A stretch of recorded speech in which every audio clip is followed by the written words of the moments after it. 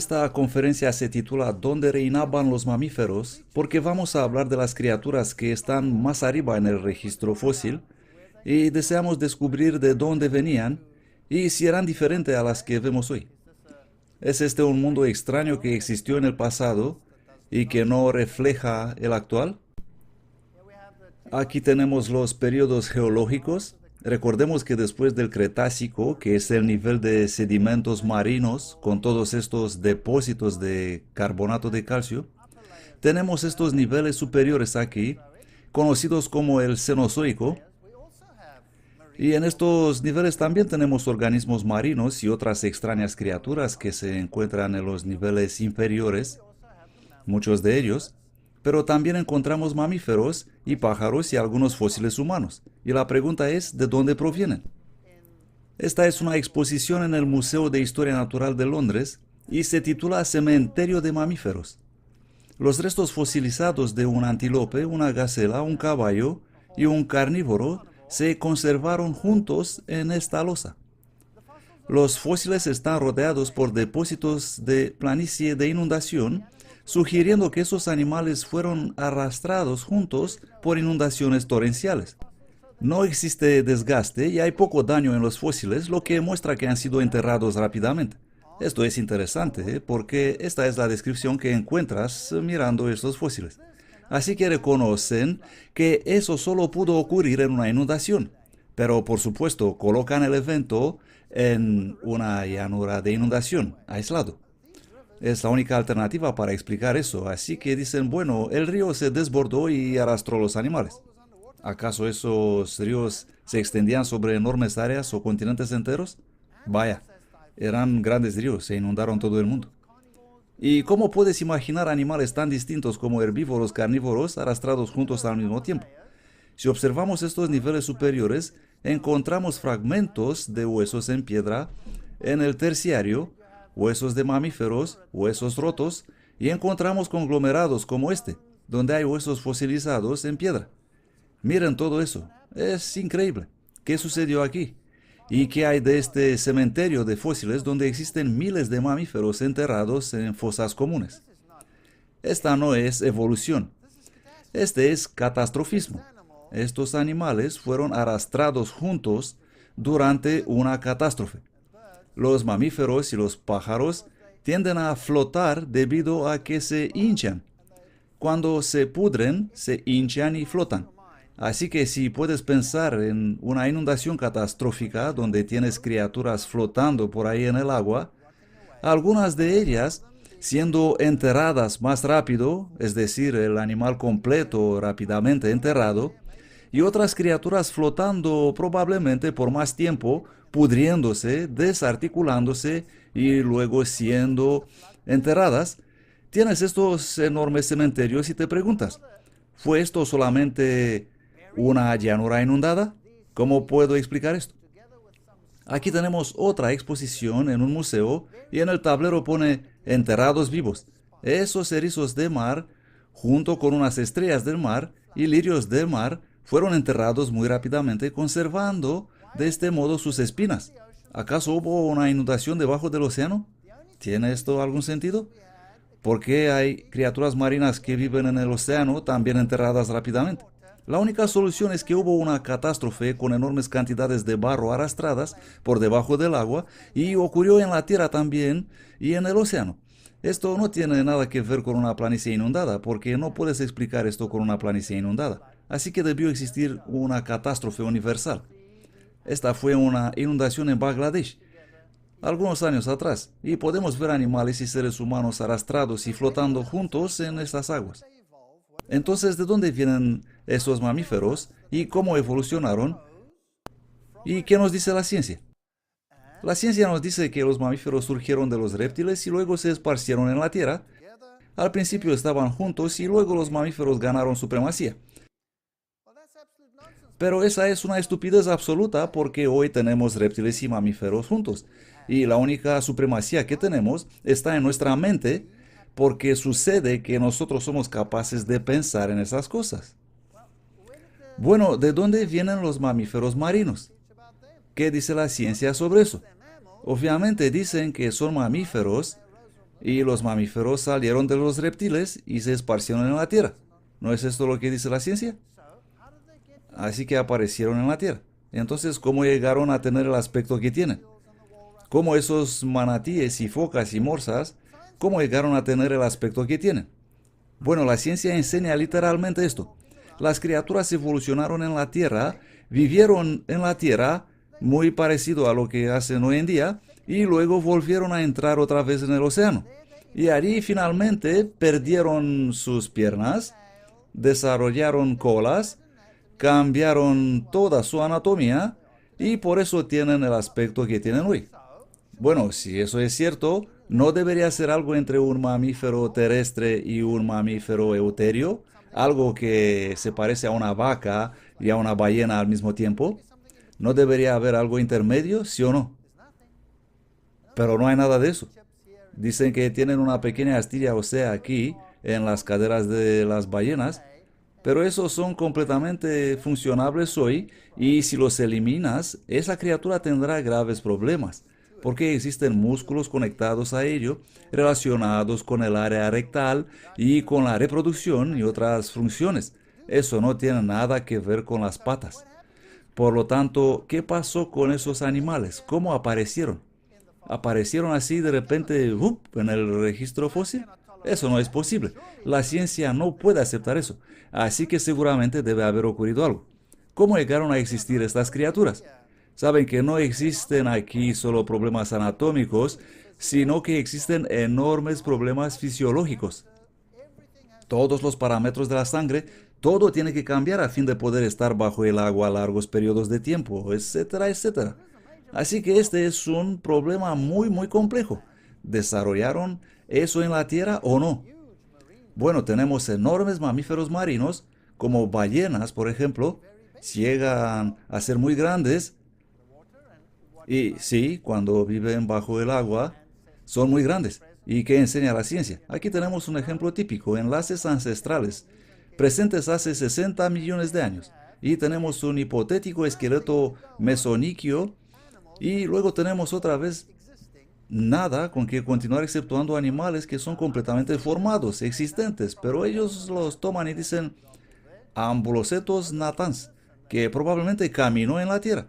Y ponen una foto ahí, o Rhodocetus, y ponen otra foto que se parece más a una ballena existente hoy. Y luego tenemos las modernas ballenas dentadas.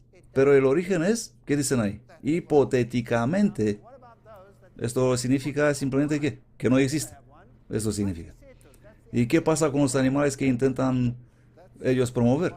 Aquí ellos vienen con un Piquecetus, que dicen ser el antepasado de las ballenas y la marsopa. Este es uno de los candidatos modernos. ¿De dónde lo sacaron? Bueno, aquí tenemos un cráneo. Un mamífero terrestre construido ¿de qué? De una mandíbula y fragmentos de cráneo. Increíble. ¿Cómo puedes obtener piernas y cola y todo a partir de un fragmento de mandíbula? ¿No es eso increíble? La ciencia es bastante inventiva. Bueno, esta criatura probablemente nunca se pareció a eso y seguramente no tiene nada que ver con las ballenas, pero no tienen otra cosa, así que vamos a inventar este mamífero. O el Ambulocetus. Tenía miembros traseros y obviamente era capaz de caminar. Se necesitó creatividad imaginaria para su reconstrucción y el enlace con las ballenas. Y aquí tenemos otro bonito cráneo, Basilosaurus, una criatura serpentina no relacionada con las ballenas. Tenía miembros funcionales traseros demasiado pequeños para caminar, probablemente usados para arrastrarse y para reproducción. Así que usan algunas criaturas que existieron en el pasado y que no podemos encontrar hoy, pero que no tienen ningún enlace con las ballenas. Estas son simplemente suposiciones. La ciencia tiene un grave problema. Aquí tenemos algunos osos nadando, y en el libro El origen de las especies, Darwin especula que las ballenas evolucionaron de los osos que nadan. Sí, porque no tenía otra cosa. No existe otra. Y la ciencia nos va a decir que tenemos evolución también en el orificio respiratorio de las ballenas. Pero eso es solo variación, simplemente variación. No tiene nada que ver con la evolución. Tenemos personas hoy que son muy distintas y los animales también de la misma especie son muy distintas. Por lo tanto, no existe absolutamente nada. Cuando aparecen, aparecen así como los vemos hoy. Aquí tenemos un estudio hecho por Raúl Esperande del Instituto de Investigación Geocientífica sobre los fósiles de ballenas que hemos encontrado. Y este es el grupo, las ballenas, las que filtran todo el material, y luego otras ballenas dentadas.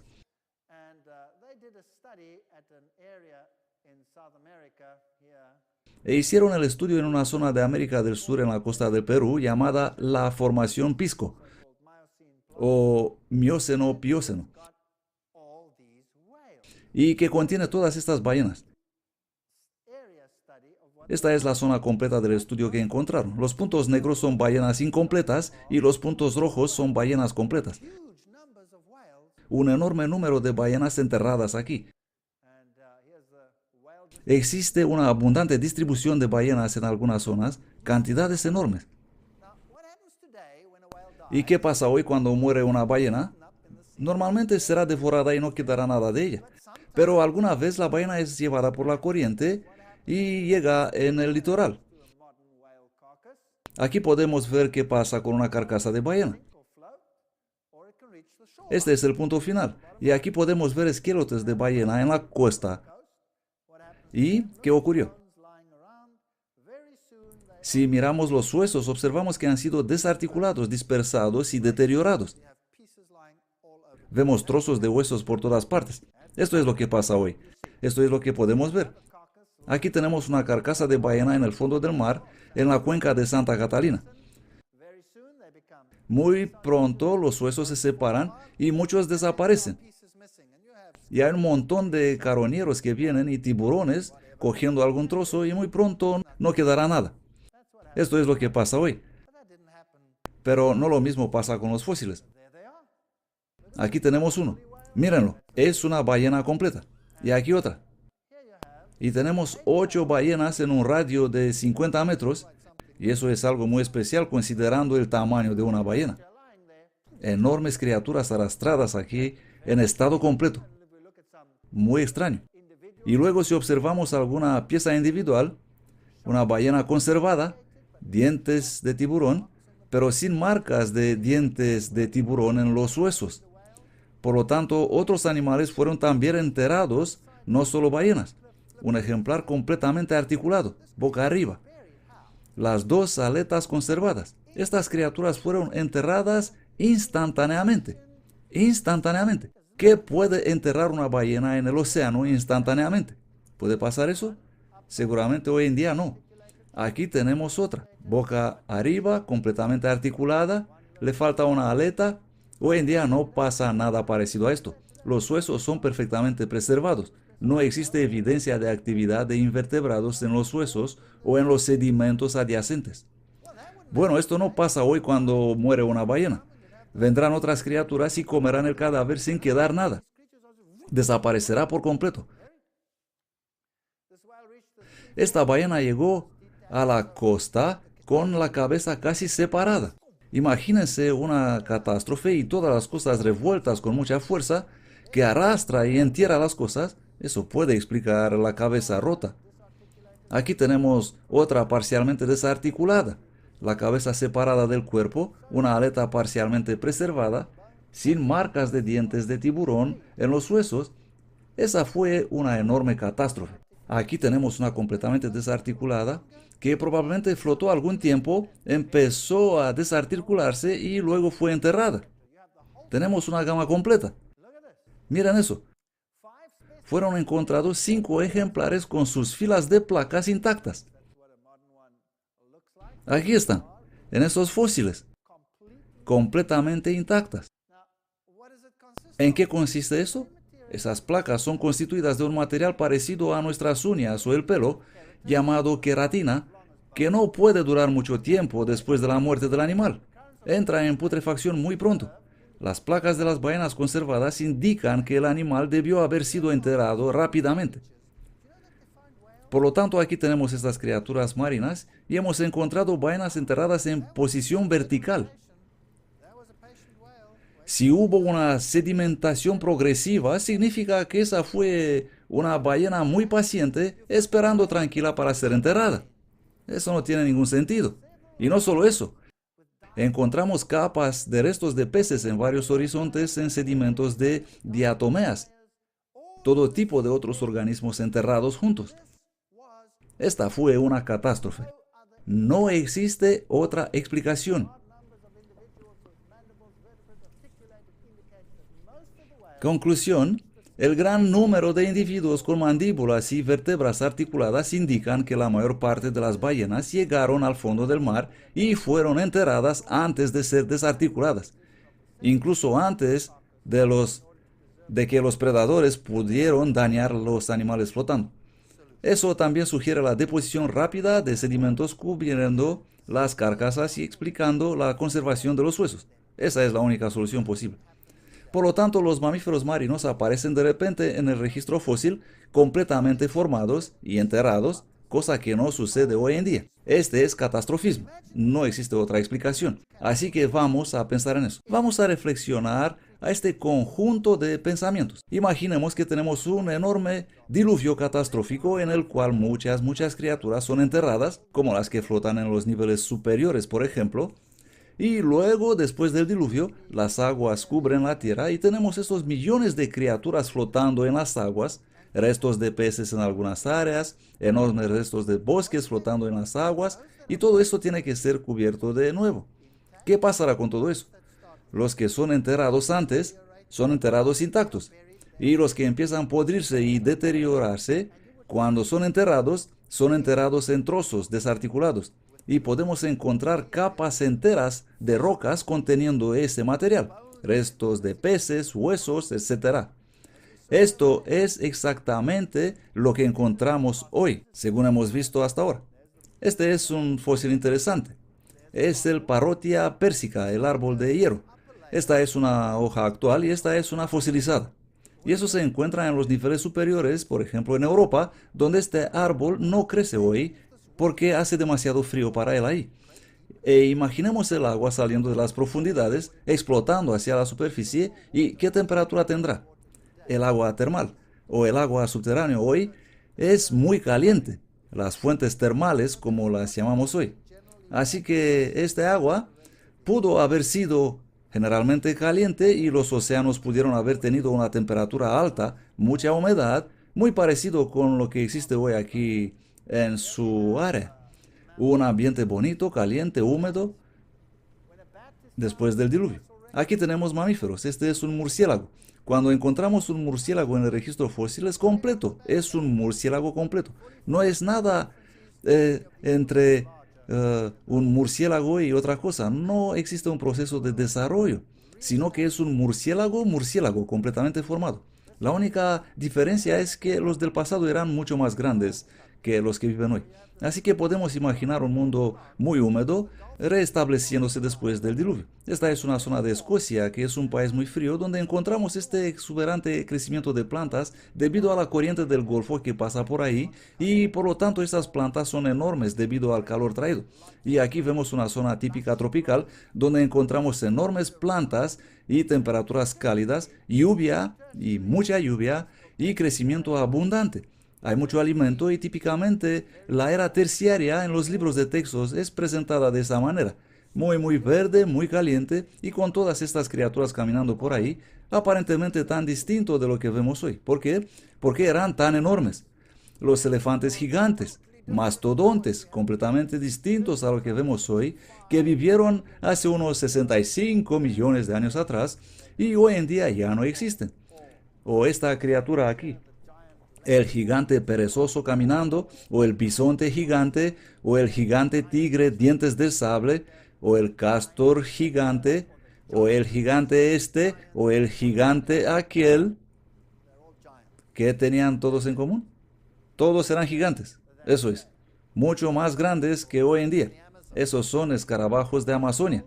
Así son en la temporada fría y arriba en la temporada caliente. Gran cambio en forma y tamaño. Ahora les voy a llevar al rancho La Brea. ¿Alguien ha estado ahí alguna vez? Bien, algunos veo que han estado. Yo también estuve ahí con mi cámara, observando el alquitrán, esperando que pasara algo. Y la gente venía y miraba y me preguntaba, ¿Qué hay ahí? No había nada, así que pensaban, bueno, este tío está probablemente chiflado. Pero, ¿qué esperaba yo? Bueno, lo he pillado. ¿La pueden ver? Es una burbuja. Estuve ahí esperando poder fotografiar una burbuja. Solo alguien loco haría eso. Pero yo tengo método en mi locura. Lo que hice fotografiando una burbuja que aparecía a cierto tiempo, y en aquel tiempo no existían cámaras digitales y tenías que tomar la foto rápido y muy atento para no perderla como aquí abajo, pero la otra lo he pillado. ¡Blup! Y ahí está, y todavía salen burbujas hoy en día. Bueno, aquí está el alquitrán al fondo, y obviamente hay alguna grieta o rotura en la roca, y el alquitrán está siendo empujado hacia arriba y acaba en la parte superior. Por cierto, este es material orgánico podrido aquí abajo y está bajo presión. Por eso está siendo empujado hacia arriba. Lo mismo pasa cuando encuentras petróleo. Ustedes viven en una zona rica en petróleo aquí en Texas. Y cuando encuentras petróleo, un buen pozo, entonces explota hasta las alturas. ¿Por qué? Porque está bajo presión.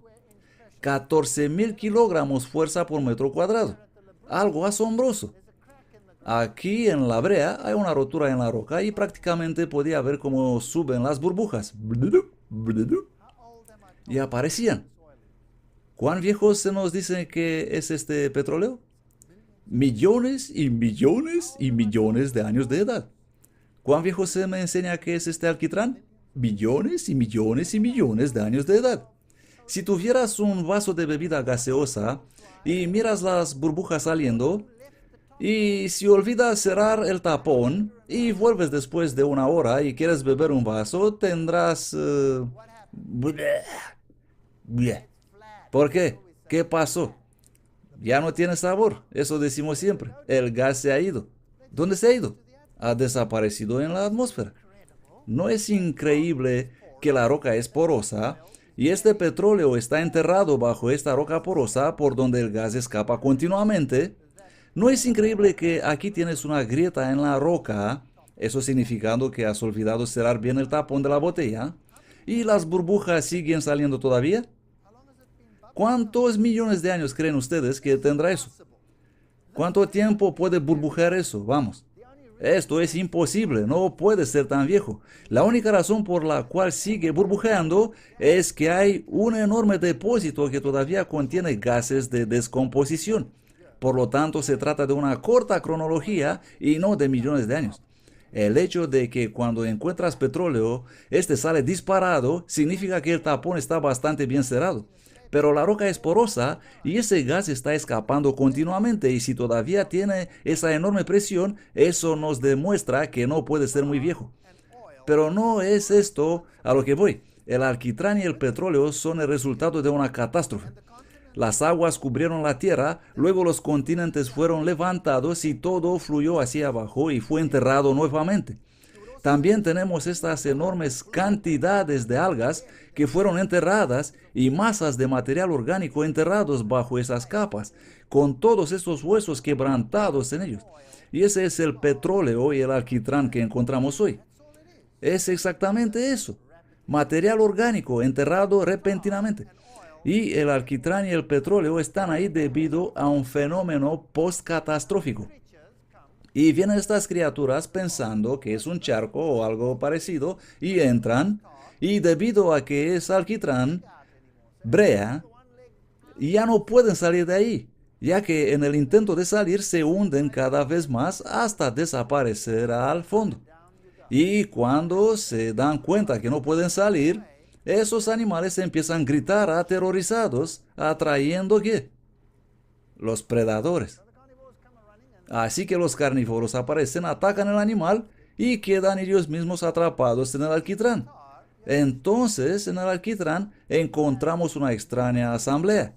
Tenemos más carnívoros que herbívoros. Esto no es normal. No es normal. Es decir, no es un fenómeno natural. Lo que pasó aquí es que esos animales fueron atrapados sin poder salir del alquitrán. Y encontramos tigres dientes de sable, extrañas criaturas del pasado.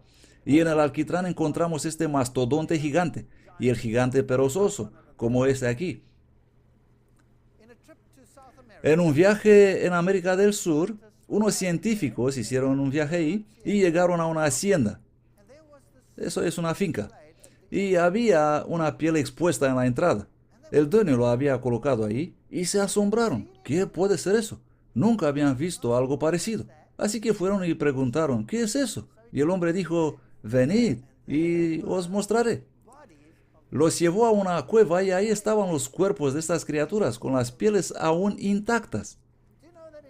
Saben que en Australia existen ciertas zonas de cuevas donde el nivel del oxígeno es ligeramente diferente que afuera y ahí puedes encontrar canguros gigantes echados ahí, que supuestamente tienen millones de años de edad, pero con sus pieles todavía intactas. ¿Puede creer eso? Bueno, es una realidad, pero por supuesto tendrás que modificar los millones de años. Y hay algunos que creen que estas criaturas todavía viven hoy en las junglas e incluso se aventuraron en buscarlas. Pero seguro serán más pequeñas de lo que solían ser en el pasado. Bisontes gigantes, mucho más grandes que los bisontes de hoy. Pero a fin de cuentas, es solamente un bisonte y nada más. Por lo tanto, en la brea, cavas en el alquitrán en porciones cerradas, sacando el alquitrán afuera y encuentras estas criaturas ahí. Y encuentras un tigre dientes de sable. ¿Solo encuentras dientes de sable? No. También encuentras tigres normales y más pequeños. De hecho, encuentras toda una gama. Y este es el extremo de la gama. Es como tomar los perros, tomar un San Bernard y decir, este vivió en el pasado, pero hoy nos hemos quedado con el Chihuahua. ¿Comprenden lo que quiero decir? Es exactamente el mismo fenómeno científico. Así que en realidad lo que hacen es tomar el Chihuahua y toda la gama intermedia hasta el gran danés y luego decir, esto hemos encontrado. ¿Y qué muestran en los libros de texto? El extremo de la gama. ¿Por qué? Porque eso es sensacional, es diferente, es algo que no tenemos hoy. Hoy tenemos tigres con dientes como estos. Pero en el pasado existía una gran variedad. ¿Por qué? Bueno, imaginemos los animales tomando el control sobre un nuevo mundo. Y hay enormes terrenos. Todo un nuevo mundo para ocupar. Mucho espacio. Muy poca competición. Cuando hay poca competición, hay gran variedad. Y luego cuando empieza a surgir la presión y los animales empiezan a competir más y más unos con otros por el espacio, por el alimento, entonces pasan cosas. Saben que si tomamos un animal del continente, una oveja, una cabra, un caballo o cualquiera que desean, y llevamos ese animal en una isla y lo dejamos ahí, adivinen qué pasará. En solamente pocas generaciones, el tamaño de esos animales va disminuyendo. De hecho, el tamaño disminuye un tercio del tamaño original. ¿Por qué? ¿Se recuerdan que les he enseñado los caballos de Islandia? La diferencia entre ellos y los caballos del continente de donde vinieron es que ellos disminuyeron en tamaño, por lo menos un tercio, en un corto periodo de tiempo. ¿Por qué? Porque están compitiendo por los recursos de la isla. Y cuando estás compitiendo por los recursos en una isla, finalmente te quedas sin espacio. Eso es lo que pasó. Y una adaptación a esta situación es no crecer mucho. ¿Por qué? Primeramente porque hay menos comida. Y debido a la competición con los demás, así que se quedan más pequeños. Y un animal más pequeño come menos que un animal más grande. Tiene un metabolismo más alto, pero come menos que un animal más grande. Así que si reduces el tamaño, naturalmente puedes tener más animales en el mismo lugar. Por lo tanto, muy rápido el ambiente cambia el tamaño. ¿Tiene ese algo que ver con la evolución? No. Los japoneses, antes de la guerra, ¿cómo eran? ¿Cómo representan los dibujos animados a los japoneses antes de la guerra? Solían representar a los americanos de pie, altos, así como Melenko, nuestro amigo, un tipo grande, y luego los japoneses subidos en algunas cajas para poder llegar al mismo nivel, ¿no es así? ¿Por qué eran bajitos? ¿Por qué? Porque su dieta era totalmente diferente de como lo es actualmente. Hoy su dieta es mucho más variada, tienen mucha más variedad de fuentes de proteínas en su dieta. ¿Y cómo están hoy los japoneses? Totalmente distintos. Algunos son... ¿Habéis visto jugadores de baloncesto japoneses? Algunos son bastante grandes, ¿no? Y algunos se preguntan, wow, ¿qué les pasó a esos?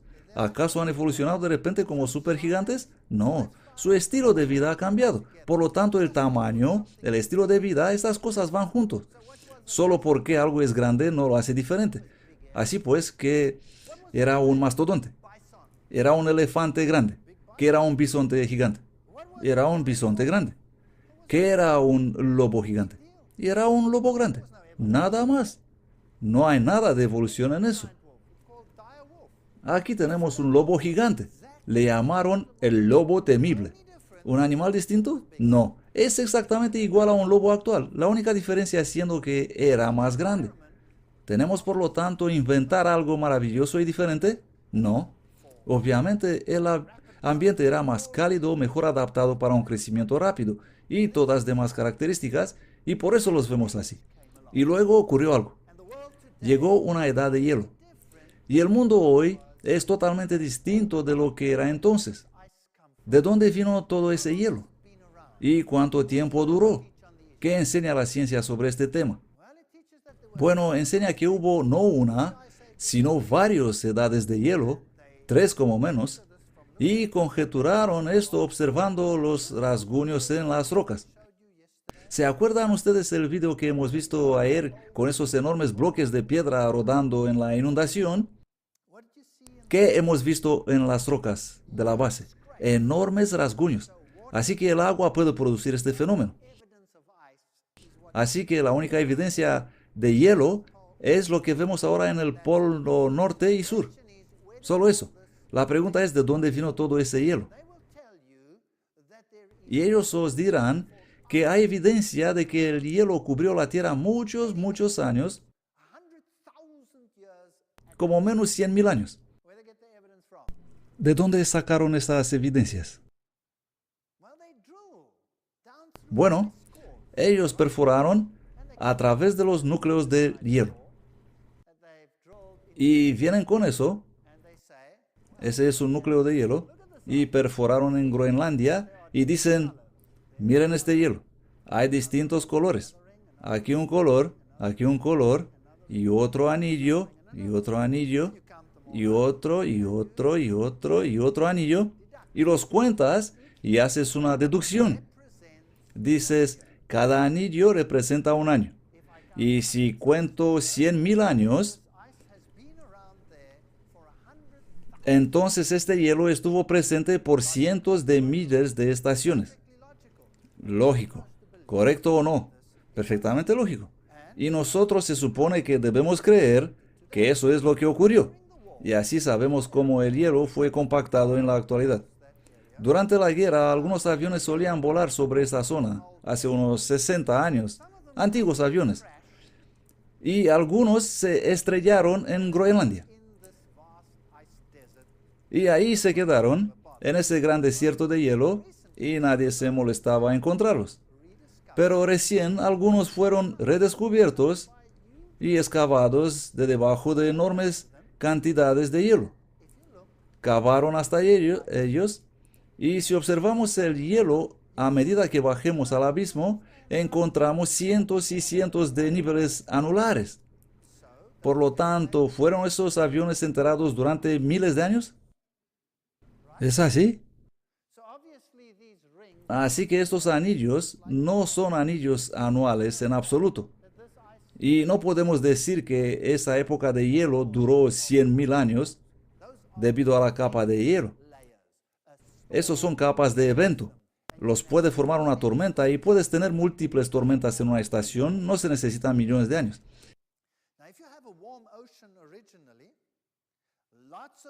Si originalmente existió un océano cálido, mucha evaporación y luego ocurrió algo que provocó un repentino enfriamiento, ¿qué ocurrió? ¿Y cómo ocurrió? Este es el glaciar Athabasca que se encuentra en Canadá, un enorme glaciar. Por supuesto, no es una buena idea caminar sobre un glaciar y sin embargo yo estuve caminando sobre él. El peligro consta en esos ríos glaciares. Aquí está fluyendo y de repente desaparece. Y si resbalas y acabas en ese río, desapareces. Nadie te va a encontrar jamás. Terminarás en algún lugar debajo del glaciar. Y aquí existen unos marcadores que muestran dónde estuvo el glaciar a lo largo del tiempo. Y se observa un remarcable retroceso del glaciar. Simplemente retrocede. Y los investigadores descubrieron que si calculan el retroceso, entonces toda esa idea de la edad de hielo de cientos y miles de años se reduce a unos 600 años. 600 años por una completa glaciación y desglaciación. Los glaciares forman tubos o cuencas en forma de U. Esta es una cuenca glaciar en el norte de Canadá. Obviamente el hielo estuvo ahí y luego desapareció. Hay un río glaciar y un lago glaciar. Algo debió haber ocurrido para provocar una glaciación. Probablemente hubo algún impacto meteórico. Es una posibilidad. Y eso causó algunas roturas y otros eventos extraños en el planeta. ¿Existen evidencias de eso? La respuesta es sí. Si miramos la superficie actual del planeta, vemos gigantes cráteres de impacto, como aquí en Arizona. Encontramos gigantescos cráteres en Siberia. Tenemos enormes cráteres en otros lugares e impactos meteóricos en África, y parece que la Tierra ha sido bombardeada. Pero no encontramos esos impactos meteóricos en ninguna otra parte de la columna geológica. Así que antes no existían impactos porque solo existen en la superficie actual. Y si observamos esos cráteres y los resultados, parece que de verdad provocaron alguna catástrofe en la Tierra y puede que eso había causado grandes erupciones volcánicas que ocurrieron en el pasado. Una sola pequeña montaña, el monte Santa Elena, arrojó tanto polvo en la atmósfera que la temperatura media del planeta bajó 1 grado Celsius, porque cubrió el sol. El vulcano Krakatoa fue 4 veces más fuerte y 4 veces más grande que el Santa Elena, y Krakatoa bajó la temperatura del planeta con 4 grados Celsius. Un solo volcán. ¿Qué creen ustedes que harán 80.000 volcanes explotando al mismo tiempo? ¿Se pueden imaginar eso? ¿Pueden imaginarlo? Si vamos en el estado de Washington, podemos ver esas enormes capas de lava en la superficie, enormes áreas y esos enormes diques volcánicos. Todo en la superficie. Ahí están. Diques volcánicos, mucha actividad volcánica. Aquí vemos la explosión de un solo volcán, el monte Santa Elena. 500 bombas de la Hiroshima explotando a la vez. Pero fue un pequeñito volcán, uno de juguete comparado con otros. Aquí vemos el gran cinturón de fuego del Pacífico, donde tenemos mucha actividad volcánica. Luego tenemos la dorsal mesoatlántica, que va hasta Islandia, enormes cantidades de polvo arrojados en la atmósfera. ¿Qué haría eso en términos de temperatura? Pues cubrirán enteramente el Sol para un tiempo y provocarían una tremenda bajada de temperatura. Y si fuera un océano caliente, habrá mucha evaporación y una repentina helada y hielo. Y los glaciares se formarán y extenderán a través del continente, pero a lo largo de la costa, ¿qué habrá? Un bonito y cálido clima temperado, así como les he mostrado en Escocia esa exuberante vegetación y en otros países helados por donde pasa la caliente y suave corriente del Golfo. Y si tendríamos elefantes viviendo en Rusia, por ejemplo, ¿dónde podrían vivir las poblaciones? Podrían sobrevivir al norte, cerca del océano, que es caliente, y sobrevivirán en el sur también, siendo cálido. Así que resultarían 2 poblaciones de elefantes separados por enormes glaciares que cubrirían la Tierra. Y de hecho tenemos evidencia de esos animales viviendo en este ambiente frío. Aquí es la reserva natural de Burning Mountain, el monte ardiente en Australia. Un lugar muy interesante. Ardieron ahí por algunos miles de años. El monte ardiente se debe a la combustión lenta de gruesos filones de carbón. Un fenómeno muy interesante. Una estimación razonable de la duración del fuego sería de aproximadamente 5.000 años. Muy interesante. Si das un paseo por ahí, podrás ver las evidencias de todo ese calor y volcanismo y derrumbamiento en las zonas donde el material subterráneo ardió. Y este otro material traído por la erosión, el azufre apareciendo en la superficie, el nombre se debe a la especulación de los viajeros y exploradores que fueron ahí. Existen misteriosas leyendas sobre el monte ardiente y lo que dijeron los pioneros, y existen estas evidencias de que algo está ardiendo bajo la tierra. Y por supuesto los canguros aman eso. Aquí vemos estiércol de canguro. Ellos aman este lugar debido al calor que ofrece por la noche. Existen también grandes grietas en el suelo. El hedor es a veces insoportable, por eso te tienes que tapar la nariz. Y los mamuts reinaron en aquella época. Así que tenemos estas criaturas en esta zona donde ocurrió ese gran volcanismo, donde empezó a formarse mucho hielo y las poblaciones fueron separadas. Esta es solo una teoría. Y así empezaron a desarrollar ese largo pelo. Y aquí tenemos otra interesante historia. La historia de Dry Falls, las cataratas secas. Esos acantilados son los restos mortales de lo que una vez fueron las mayores cataratas del mundo. Ellos guardan el testimonio del tremendo poder de la inundación que arrasó el este de Washington al final de la última era glaciar. Las cataratas se iniciaron a 12 kilómetros al sur, pero procedieron contra la corriente mediante la fuerte acción erosiva. El retraso de las cataratas dio lugar al cañón que se ve abajo, etcétera, etcétera. La ciencia hoy admite que esa fue una catástrofe. Pero hace unos años atrás no admitían eso. Decían que había tomado millones de años para formarse estas cosas. Así que de repente la ciencia moderna empieza a darse cuenta que las cosas en la edad de hielo pudieron ocurrir rápidamente, sin necesidad de millones de años. Por lo tanto, estas cataratas aquí no se formaron en millones de años. ¿Y qué hay sobre estas criaturas? Ahí están hoy para ser encontradas atrapadas en el hielo. Mamuts atrapados en el hielo. ¿Qué pasó? En la época glaciar, cuando existe hielo, cuando el océano es cálido y hay alimento en el norte y en el sur, en Inglaterra hemos encontrado renos, hipopótamos, crocodiles, enterrados en la misma zona. Pero eso es muy extraño. Por eso lo llamamos colección de fósiles discrepante. Criaturas que no crecen juntas, pero están enterradas juntas. Y si imaginas este periodo frío atrayendo a esos animales hacia el lejano sur, a los adaptados al frío como el reno, y a lo largo de la costa todavía clima cálido, entonces puedes encontrarlos a todos ahí. Eso parece tener sentido. Cuando sacas a esas criaturas del hielo, las encuentras bastante intactas. Y los puedes sacar y su carne es todavía comestible, como esa criatura de ahí, totalmente comestible. Por lo tanto, ¿cuándo vivieron? Si la carne es todavía comestible, ¿cuán antiguos son? ¿Millones de años? ¿Cuánto tiempo puedes guardar la carne en tu congeladora? Dicen que después de un año deberías tirarla. Bueno, los perros pueden comer esa carne todavía. Así que, ¿hace cuánto tiempo existieron esos mamíferos? ¿Cuándo vivieron esos mastodontes? Hablaremos sobre eso en la siguiente sesión. Fin, primera parte. Segunda parte.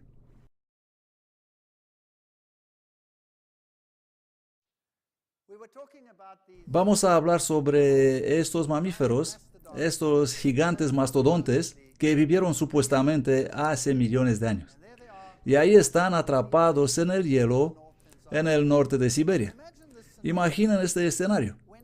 Cuando el hielo se derrite, absorbe una enorme cantidad de energía para derretirse. Eso es simplemente física. Es mucho más fácil calentar el agua que cambiarla de un estado a otro. Absorbe una enorme cantidad de energía. Así que vemos que el hielo retrocedió muy rápidamente, vemos esto en el glaciar, y mientras este hielo se derrite, absorbe enormes cantidades de energía. Y el hielo derretido es agua fresca. Y este enorme descongelamiento pudo haberse apresurado cuesta abajo y terminar en el océano, y siendo agua dulce, ¿dónde estaría? Flotando en la superficie del océano, porque el agua del mar es más densa que el agua dulce.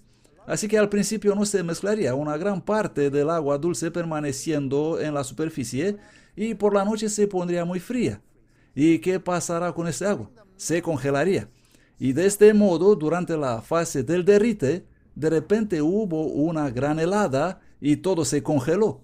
Y los océanos, que eran la fuente de vida allá en el norte y de la mucha vegetación a lo largo de la costa, se congeló repentinamente, y el mundo se convirtió en un mundo de hielo en el norte, porque allí es donde más frío hace. Y los animales caminaban y fueron enterrados y terminaron en el hielo. Y la ciencia nos dice que estas criaturas vivieron ahí entre 60 y 40 millones de años. Pero luego tuvieron un problema, porque ellos todos pusieron la evolución del hombre en alrededor de 3 millones de años, 3,5 millones de años. Y el hombre moderno existiendo unos 1,5 millones de años. Y desafortunadamente para ellos, se encontraron puntas de lanza en los mastodontes. Oh, tenemos problemas. ¿Qué hacemos ahora? Bueno, puedes retroceder el hombre hasta 60 millones de años atrás. ¿O tienes que hacer qué? Traer los mastodontes adelante 60 o 40 millones de años. ¿Cuál de estas dos opciones creen ustedes que eligieron? Obviamente trajeron a los mastodontes adelante. ¿Por qué? Porque obviamente nosotros somos la más importante cosa del planeta, ¿correcto? Nosotros tenemos que ser los últimos aparecidos. Y si nosotros hemos aparecido los últimos, todo lo demás debe haber aparecido antes de nosotros para encajar la teoría de la evolución. ¿Comprenden? ¿Cómo están jugando con 60 millones de años y tirarlos a la papelera? Así de simple.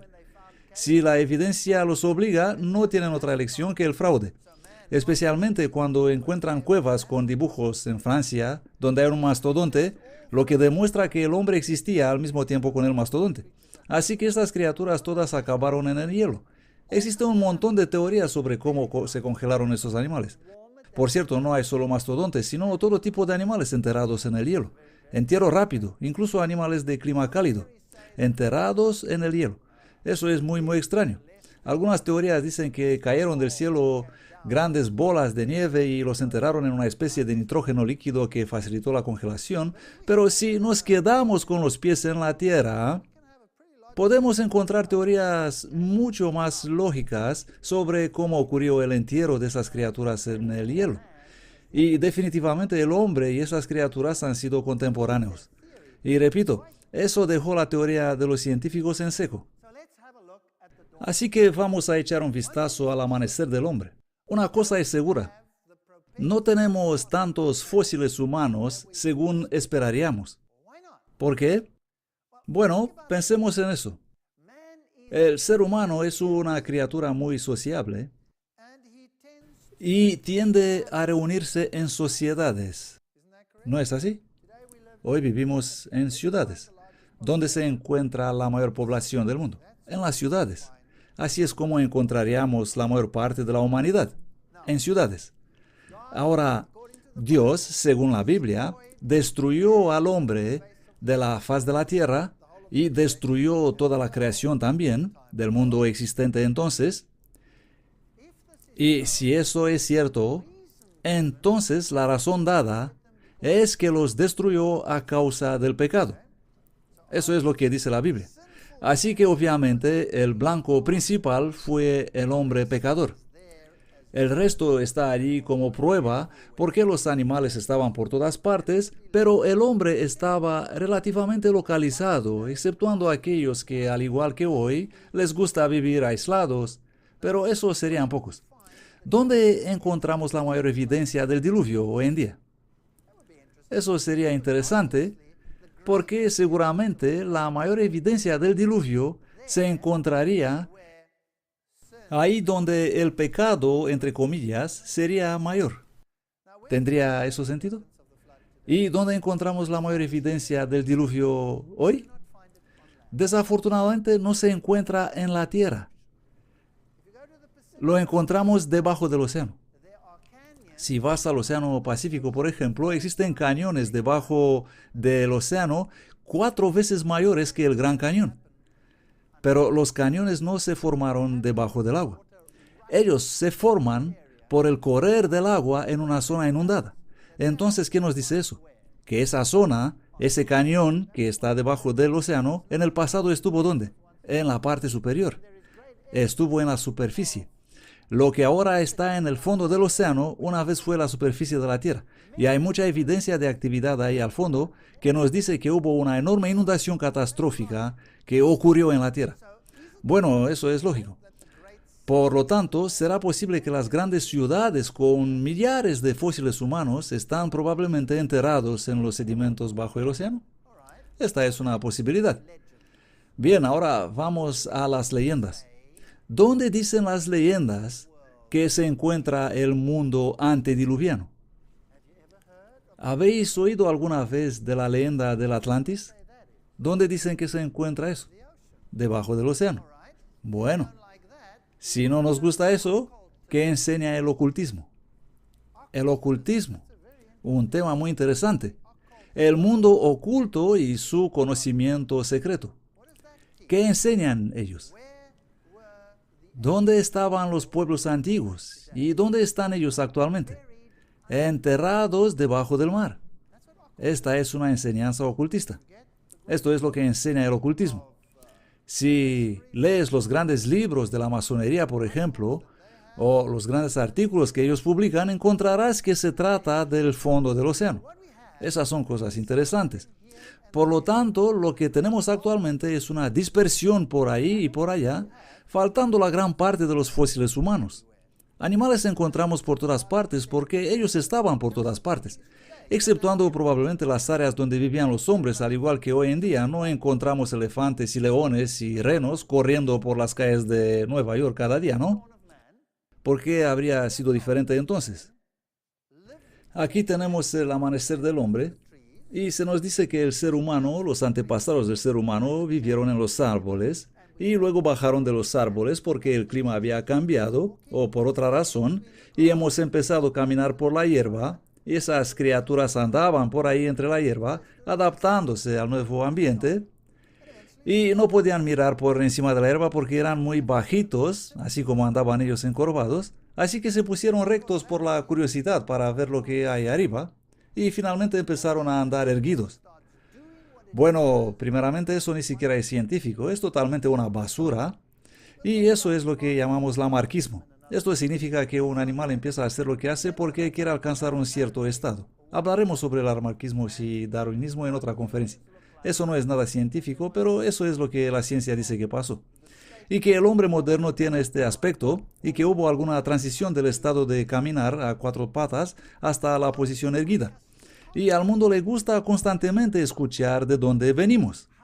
Así que tenemos artículos de la revista Times, el comienzo del hombre, y muestran un supuesto hombre aquí. Y podemos observar otra vez los rasguños y la sangre. ¿Por qué? Porque es revelada su natura primitiva, su sangriento y diabólico pasado. Eso es lo que quieren sacar en evidencia. Y aquí tenemos otro artículo en la revista Times, el comienzo del hombre hace 2000,5 millones de años. Y por si tendremos una nueva generación en un par de años, sacarán otro artículo sobre cómo comenzó el hombre y empezarán otra vez con las mismas estupideces. Así que a cada generación se le recuerda nuestros orígenes, muy primitivos, muy sanguinarios, muy salvajes. Generalmente los científicos se ponen furiosos cuando les dices que evolucionaron de los monos. ¿Por qué la ciencia no enseña eso? Es necesario comprender la teoría así como es. No venimos de los monos. La ciencia enseña que los monos y el hombre son los productos finitos de un proceso evolutivo y sus antepasados están en alguna parte en un nivel inferior. Así que el antepasado real es probablemente este de aquí. Los escandentios, las musarañas arborícolas o tupaya. Y observen los ojos en las extremidades de la cabeza. Y este animalito evolucionó hasta que los ojos se le trasladaron en la parte delantera. Y si tienes los ojos en la parte delantera, entonces puedes triangular y esto supuestamente te da una ventaja selectiva en calcular la distancia y saltar de rama en rama. Por supuesto, la musaraña arborícola nunca falla un salto. Así que ¿dónde está la ventaja selectiva? Nadie sabe exactamente, pero esta es la teoría de cómo aumentó el cerebro. Y claro, eran arborícolas, ya que vivían en los árboles. Y el clima cambió y los árboles comenzaron a desaparecer y ellos empezaron a bajar de los árboles. Y cuando vivían ahí arriba en los árboles, ellos estaban perfectamente felices con sus bananas y con sus hojas y con las cosas que comían, la vegetación. Pero cuando bajaron en el campo, la dieta original de plantas no se encontraba muy fácil y un día cogieron un garrote y le dieron una buena paliza a un animal hasta matarlo a palos y comenzaron a comérselo. Esta es la teoría, si ustedes desean creer eso. Así que el hombre y los monos son el producto final de un proceso evolutivo. Este gráfico viene de los libros de textos que enseñan que aquí en esta zona no hay nada. La única evidencia que tenemos está arriba y en todas las criaturas enterradas con ellos en el pasado. Por lo tanto, todos los fósiles que tenemos, es muy importante que comprendamos eso. Todos los fósiles que existen se produjeron junto con el hombre al mismo tiempo. ¿Comprenden eso? En ninguna parte se encuentran niveles de uno y luego de otro y luego de otro y de otro. Eso está basado en inferencia u otros razonamientos, pero no es evidencia de los fósiles. Es igual como darte los huesos de todos los perros y decirte clasifícalos. Así encontramos todos estos huesos, incluyendo huesos de hombres, en los mismos niveles y decimos, bien, científicos, sacarlos y ponerlos según han evolucionado. Pero todos estaban ahí al mismo tiempo. Así que los australopitecos y los fósiles de los así llamados homínidos y el hombre moderno, todos existieron al mismo tiempo. Así que tenemos lo que llamamos una secuencia morfológica, no una secuencia paleontológica. No es como pasó en las rocas, sino que es como pensamos nosotros que pasó, observando todos los huesos que tenemos. ¿Comprenden? Una diferencia muy importante. Si miramos estos monos y este hombre, ellos vivieron al mismo tiempo. Pero de algún modo los científicos esperaban que uno conservara las características algo más primitivas que el otro. Y aquí de nuevo todo pasó ahí abajo y todo existió al mismo tiempo. Nuestros familiares vivientes. Esos son nuestros parientes. Pero nuestros antepasados no sabemos cómo eran. No tenemos ninguna idea. Antepasados primates. Luego tenemos hocico más corto, hocico más largo, exactamente como dije antes. Si tiene hocico corto, lo ponemos aquí. Y si tiene hocico largo, lo ponemos en otra parte. Así los organizan. Así que, si miramos este animal, ¿qué diremos? Comparado con nosotros. ¿Es primitivo o avanzado? Es primitivo. ¿Por qué? Porque nosotros tenemos caras planas. ¿Os habéis mirado en el espejo? Tenemos esta nariz aquí y si miramos el espejo vemos que tenemos cara plana. Pero este tiene un bonito hocico largo, así que no es tan avanzado. Este otro es algo intermedio. Y este otro es un científico, ya, en su plenitud. ¿Lo ven? Que tiene la cara plana. Así que este debe ser más o menos cercano a nosotros. Y este, bueno, avanzado. Así que este debe ser más o menos cercano a nosotros. Y este otro es familiar nuestro, probablemente más cercano. Y la ciencia nos dirá que si comparamos nuestros genes con los chimpancés, bueno, nosotros tenemos 98% de los genes en común con los chimpancés, por lo que debemos estar muy relacionados, ¿no es así? ¿Es este su cuento? Por supuesto. Solo 2% de diferencia. Esas son genes estructurales. ¿Saben cuán enorme es una diferencia de 2%? Es enorme, una diferencia enorme. Porque la forma en que nos desarrollamos no es necesariamente representada por los genes, sino por la expresión de los genes, la forma en que se expresan. Y eso se determina mediante los genes controladores y no por los genes estructurales en absoluto. Así que puedes tener genes muy similares resultando en estructuras totalmente diferentes. Y por cierto, tenemos casi el mismo número de genes en común con el ratón. ¿Y sabían que tenemos 76% de los genes en común con un plátano? ¿Quiere eso decir que hemos evolucionado de una banana? ¿Es así?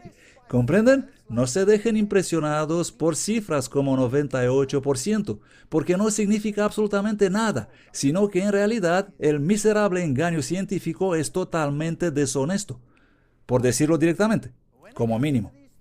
Pero cuando se trata de estas cosas y vas al museo, verás los monos colocados como nuestros antepasados, sentados ahí alrededor de una fogata y con sus garrotes, claro, apaleando esos animales para obtener algo de comida.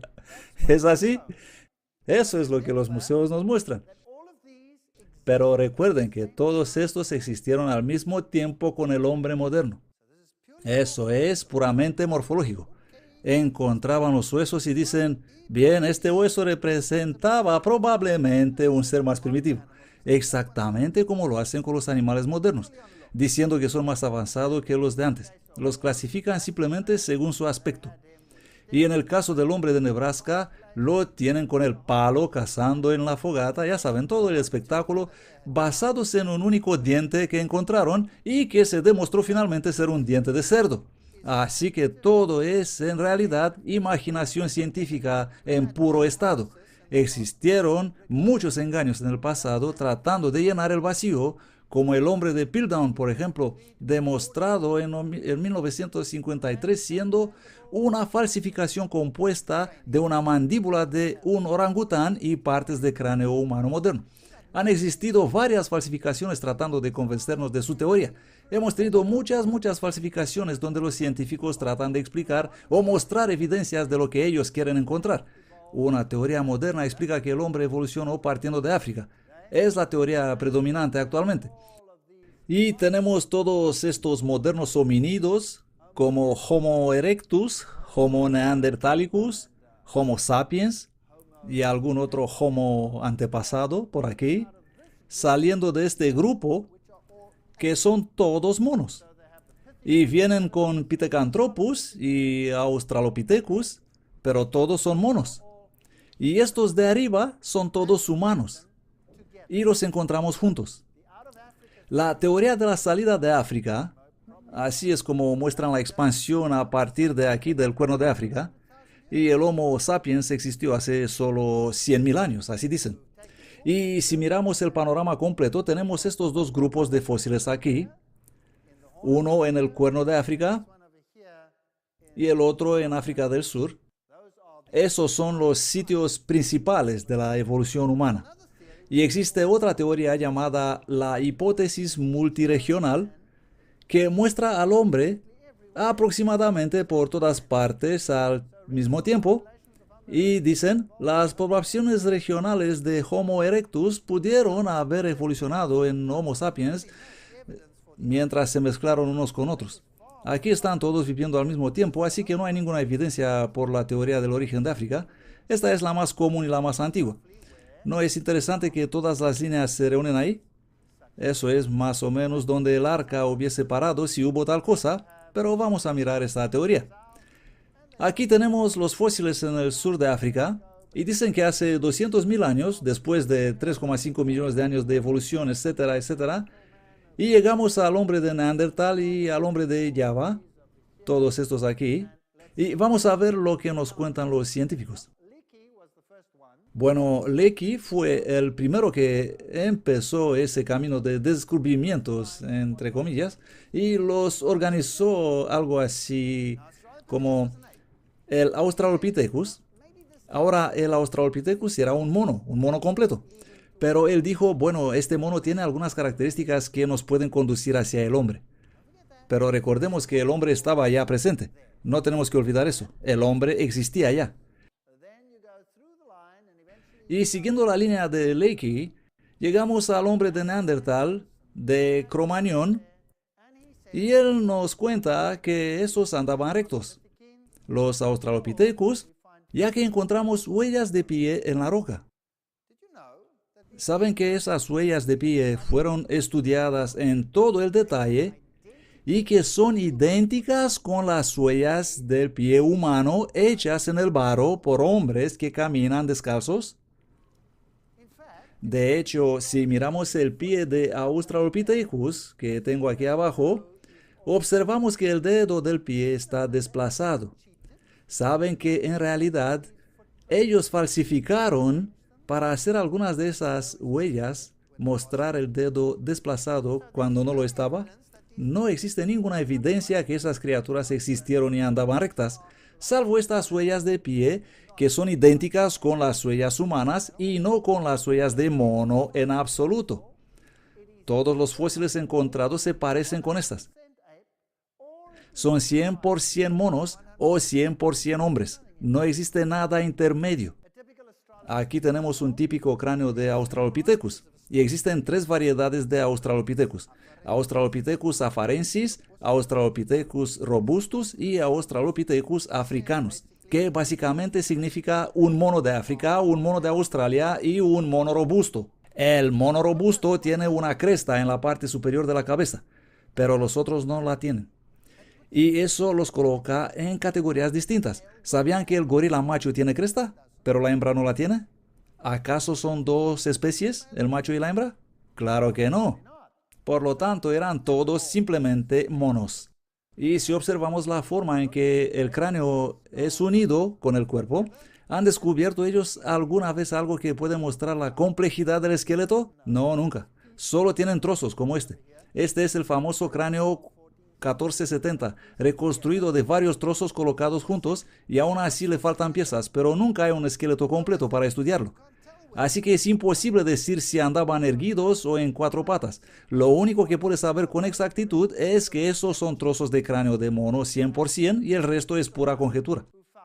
Este es Johansson, el que encontró la famosa Lucy, y declaró que ella es definitivamente la principal candidata. Lucy era bajita, y hay científicos hoy que la describen como siendo nada más que un chimpancé pigmeo. Porque Lucy es 100% un mono. Pero ¿cómo presentan ellos a Lucy en los museos? Este es el Museo de Historia Natural de Londres. Observamos otra vez las huellas de pie y a Lucy andando ahí con su bebé. Y dicen, ¿está Lucy más relacionada con el hombre que cualquier otro Australopithecus? Y recuerden que este es un simple mono. Y continúan diciendo, esta cuestión permanece. ¿Qué es lo que ponen ahí en el museo? Los grandes paleontólogos del mundo reconocen que esta cuestión permanece, ¿cómo? Sin respuesta. En parte porque cada Australopithecus tiene características únicas que podían vincularlo con el ser humano. Por supuesto que fueron contemporáneos con el ser humano. Los seres humanos estaban ya allí, así que esta no es ninguna evidencia de evolución. Eran simplemente monos. ¿Andaban ellos erguidos? No tenemos ninguna evidencia en absoluto. Oh, no, pero los muestran recogiendo ramas y haciendo cosas, y todos los demás, ¿a partir de qué? De este esqueleto parcial. Esto es lo que tienen. La cabeza es 100% de mono. La relación entre el brazo y la pierna dicen que está a medio camino entre el ser humano y un mono. ¿Comprenden?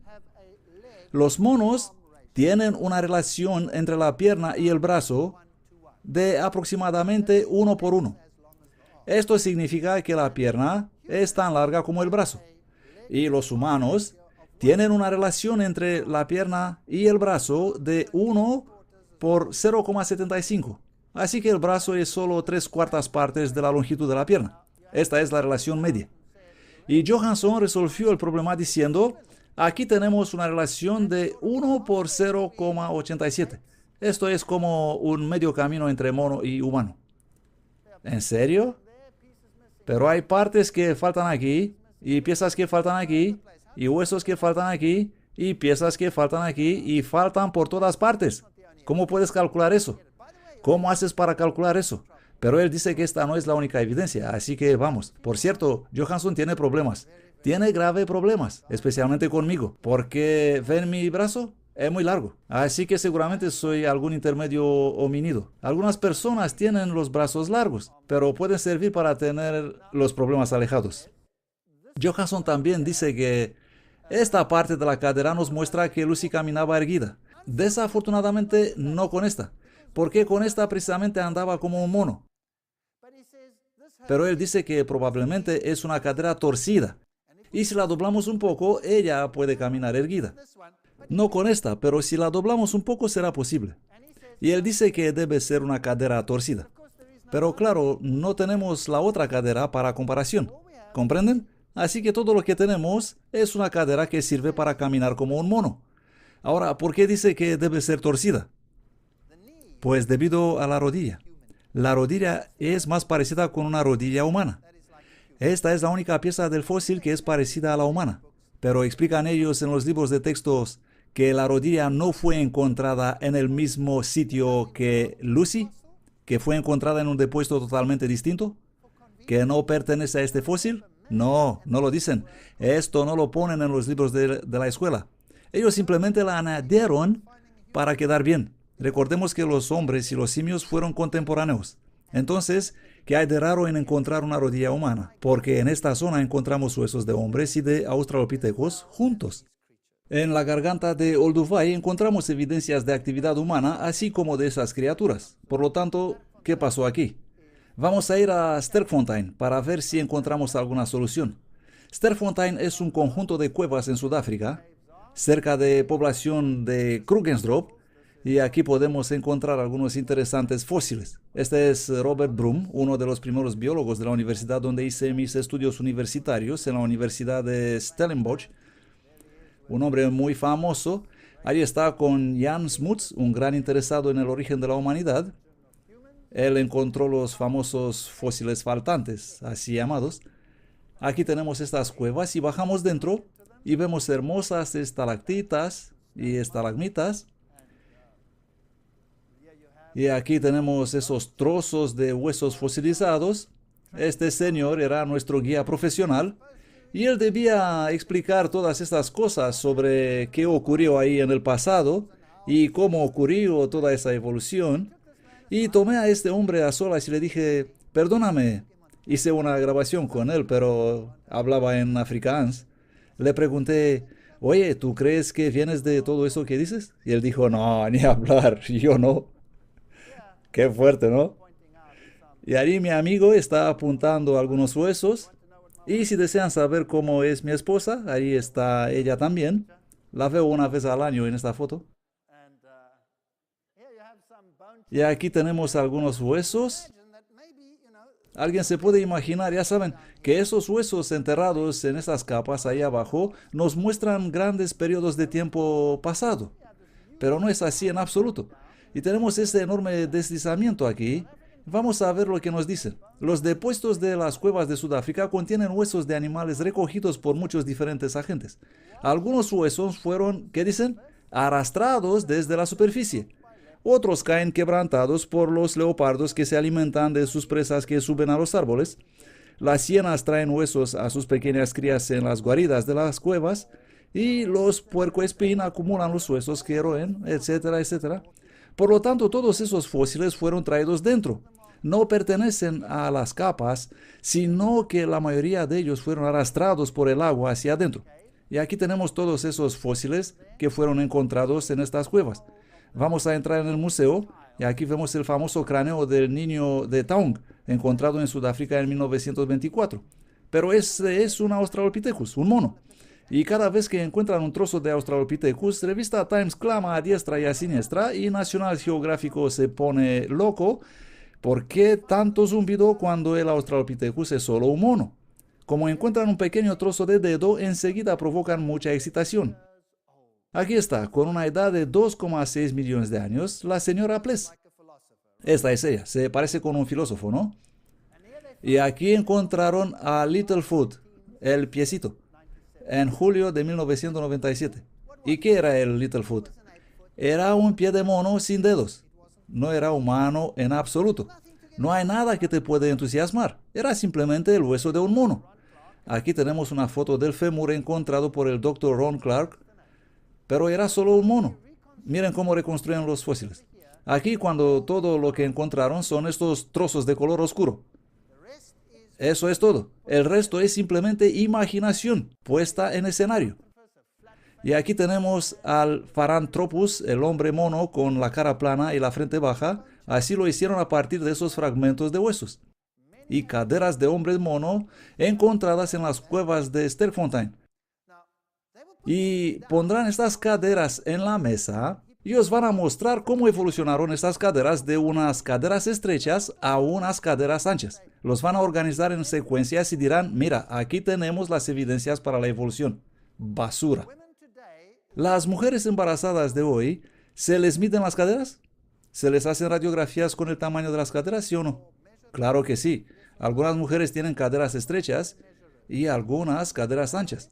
Algunas tienen caderas tan estrechas que no pueden dar a luz de modo natural y deben soportar la sección cesárea. Hoy en día existen gran variedad de tamaño de caderas. Pero si tomaría todas las caderas de las mujeres y las pondré alineadas de estrecho a ancho, eso no tendría nada que ver con la evolución. Eso es variedad. Y el hecho que encontramos caderas fosilizadas no significa otra cosa. Aquí tenemos al hombre de Neandertal. Así es como ellos lo imaginan. Y aquí tenemos un cementerio de Neandertal. Y dicen, los restos de un niño Neandertal encontrado enterrado en Chichan, en Uzbekistán. El cuerpo fue colocado en una tumba poco profunda y pares de cuernos de cabras fueron colocadas alrededor de él. E hicieron una fogata junto a la tumba. Estuve hablando con científicos de los países del este que me dijeron categóricamente que ellos creen que el linaje de Neandertal está presente todavía hoy, en muchas razas humanas actuales. Porque, claro, no es más que un ser humano. Aquí tenemos un cráneo de Neandertal de una tumba. Lo enterraron con flores, porque eran humanos. Pero se nos dice que tenían aspecto de idiotas. Aquí están. Y estas extrañas características. Ahora, este tipo especial de fósil pertenece en realidad a un anciano con enfermedades óseas. Y además de eso, probablemente en el pasado la gente llegaba a ser más vieja que hoy en día. Tal vez pasaba eso. Probablemente vivían en otro estilo de vida. ¿Qué pasa cuando envejecemos? ¿Mantenemos nuestras características juveniles o cambiamos? ¿Comprenden? Por ejemplo, este hueso crece y obtendremos una frente más grande y los ancianos, los cráneos viejos, son totalmente distintos de los cráneos jóvenes. Así que esta variación es simplemente variación de la edad y no tiene nada que ver con la evolución. No es posible que de unos pocos fragmentos óseos van a reconstruir algo así, de un ancianito que tenía raquitismo. Aquí pusieron un hombre de Neandertal vestido de traje en un museo de Alemania. Y luego tenemos un aborigen. Y saben, esta es una de las más tristes historias de la humanidad. ¿Sabían que en los años 1940, ahora me voy a citar a mí mismo, yo nací en aquella época? En 1940 podrías obtener una licencia del Alto Comisionado Británico en Australia, hablo de los años 1940, para cazar a aborígenes. ¿Sabían eso? ¿Por qué motivos? ¿En base de qué? En la base de que ellos eran organismos evolutivos inferiores. El darwinismo los condenó a muerte. Hoy en día los podemos ver así cuando tienen sus rituales. Algunos de ellos todavía viven de este modo. Otros tienen este aspecto solo durante los rituales. Y durante la semana se vestirán de traje e irán y darán clases en las universidades donde actúan como profesores, como maestros. Es así que es una rápida evolución, ¿no es así? Hoy en día deberíamos estar avergonzados por lo que hicimos en el pasado. Si nos daríamos cuenta que las diferencias que existen es simplemente variedad. ¿Qué pasaría hoy si alguien verá a una señora paseando con su chihuahua y se acercará a su chihuahua y... Este es un antiguo organismo evolutivo inferior? ¿Qué pasaría? Un frenético escándalo internacional imposible de imaginar. Porque esta es una pequeña criatura doméstica altamente avanzada. Eso es lo que dirían. Oh, ¿qué pasaría si hicieras lo mismo con un San Bernardo, diciendo que está caducado de punto de vista evolucionario? Porque es distinto a otros, cuando en realidad cada uno de ellos solo demuestra la variedad dentro de la reserva genética. Eso no tiene nada que ver con la evolución en absoluto. Así que probablemente las razas que tenemos hoy hacen la misma cosa. Voy a presentar una conferencia completa sobre este asunto. La tengo preparada, no van a esperar mucho. Pero es bueno saber que la supuesta evolución cobró su precio. Hemos encontrado unos fósiles humanos muy interesantes. Estos son los hombres de Grauwald y Taulund. Fueron encontrados en depósitos de alquitrán. Y algunos de estos fósiles son muy grandes, gigantes, más de 2,5 metros de altura. Parece que las cosas serán muy distintas en el pasado. Algunos fueron enterrados con joyas de oro y obviamente algunos de ellos fueron sacrificados a distintas deidades. Y si echamos un vistazo a los fósiles de indios de Norteamérica, de sus tumbas, por ejemplo, aquí incluso las revistas que quieren promover la evolución dicen, desafían nuestro modelo de sociedades de cazadores-recolectores por tener tan complicados tejidos de ropa que demuestran que tenían alguna forma de tecnología desconocida a nosotros. ¿Qué hay de los secretos del hombre de hielo? Bueno, apareció, ahí estaba, y el mundo científico se volvió loco. Nuevas evidencias, nuevas no sé qué, y luego de repente, ¡yup!, nada. ¿Por qué? Porque era tan increíblemente ordinario e incluso tenía intactas las marcas de las operaciones. Así que desapareció rápidamente de la escena. Tenemos, por ejemplo, fósiles de momias sin ninguna pizca de evidencia de que algo habrá cambiado. Y llegamos a la expansión de la humanidad, a las distintas razas, y vamos a hablar sobre eso en una siguiente presentación. Un artículo dice, la evolución llega a la vida, en la revista Scientific American, que nos cuenta cómo ocurrió eso. Encontraron un fragmento de hueso. Luego moldearon todo el fósil a partir de ese trozo de hueso y nombraron esta operación ciencia forense. Y usaron la mejor técnica moderna. Luego le hicieron un cuerpo de carne, le pusieron piel, le añadieron pelo y lo miras y puedes ver que tiene cara de idiota, ¿correcto? ¿Por qué? Pero ¿por qué en el mundo siempre los hacen con aspecto de idiota? Se supone que debía ser alguna especie antigua que nosotros, previa al hombre moderno. Ahora, la ciencia forense es una ciencia perfecta y exacta, pero cuando tienes un cráneo completamente entero y puedes reconstruir a partir de un modelo completo, no tienes un diente y reconstruyes la cabeza entera basado en un diente y luego dices, así se veía esa hermosa mujer, ¿correcto? ¿Tiene eso algún sentido? No. Tenían un trozo de hueso e hicieron un hombre completo como este sabiendo que tenía pelo largo mirando al fragmento del hueso. Claro que no. Pero esta es la noción primitiva. Esto somos dirigidos a creer. ¿En base a qué? En base a nada. Basados en absolutamente nada. Y estas son las fotos que se nos muestran. Así que estos dos serían Adán y Eva. Así eran. Bueno, eso es interesante. Esta era Eva, dice la ciencia. Génesis 1:27. Y creó Dios al hombre a su imagen de Dios lo creó. Varón y hembra los creó. A veces pregunto a los jóvenes, ya ven, yo soy un viejo tío, y les digo, ya saben, ayudadme vosotros. ¿Cuáles son las más guay mujeres del mundo hoy? Ellos dicen, oh, Mariah Carey, Beyoncé y Avril Lavigne. Y yo digo, ok, y aquí las tenemos. Las he puesto en la pantalla para ustedes. A cada una, bueno, y ellas representan distintas razas también. Y debo admitir que sí, tienen aspecto de mujeres muy hermosas. Mujeres hermosísimas. Y Génesis 1:27 dice, y creó Dios al hombre a su imagen de Dios lo creó. Varón y hembra los creó. Una historia fascinante. De verdad, muy interesante. ¿Tenía Eva este aspecto de mono? ¿O estas chicas reflejan un poco algo de cómo habrá sido el aspecto de Eva? ¿Qué dicen ustedes? En realidad, la elección es de ustedes. ¿Tenemos un noble origen? ¿O venimos de este pozo de cieno transformándonos hasta llegar a ser hombres modernos? Estas son las dos alternativas que tenemos. O somos hijos del Altísimo e hijas del Altísimo, o Eva se parecía a un mono. Pues os quiero decir que si esa fuera Eva, yo estaría todavía corriendo y no habría ninguna prosperidad y ninguna posteridad tampoco. No existiría descendencia porque yo nunca me acercaría a esa Eva. Eso es seguro.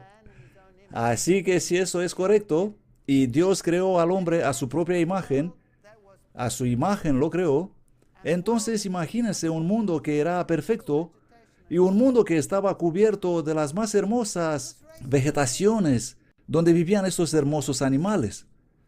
Esto levanta un montón de preguntas. ¿Por qué no está igual hoy? ¿Por qué existe la muerte y carnívoros y todas esas criaturas? Esas son algunas difíciles preguntas de responder. Pero los vamos a analizar en una presentación completa y vamos a tratar estos asuntos y debemos ser capaces, en base a los hechos, decidir si existe alguna evidencia de que Eva tenía aspecto de mono o no existe evidencia de eso. Ustedes decidirán. Gracias por venir esta tarde. No pierdan las siguientes presentaciones. Van a ser muy interesantes.